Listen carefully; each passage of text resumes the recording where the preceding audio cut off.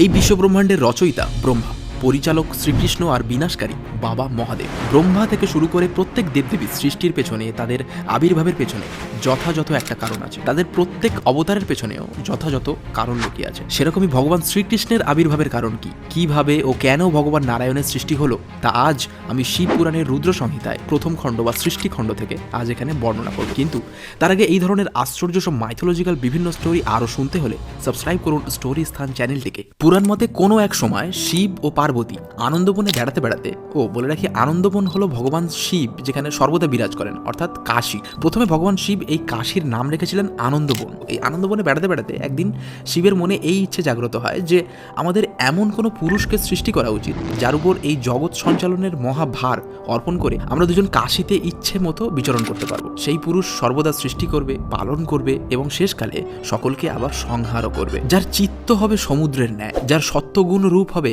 রত্নের মতো, তমগুণ রূপ হবে কুমিরের ন্যায়, আর রজগুণ ভরে থাকবে উর্মি রূপে।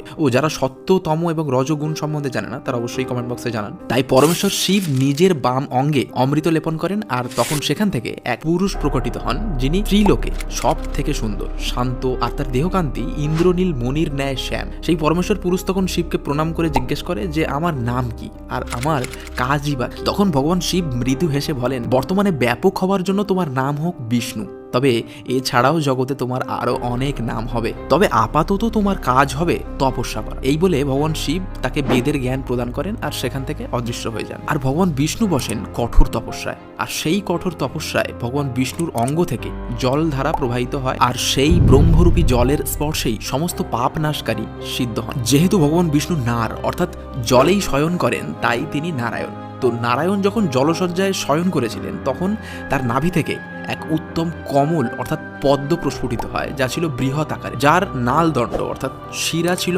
অসংখ্য আর আয়তনে অনন্ত যোজন বিস্তৃত। তো আজকে এইটুকুই। তবে এই রকমের অজানা সব কাহিনী নিয়ে আসতে চলেছে আরও বিভিন্ন এপিসোড। টিল দেন শেয়ার করুন আপনার কাছের মানুষদের সাথে, আর ভিডিও ভালো লাগলে লাইক করতে ভুলবেন না।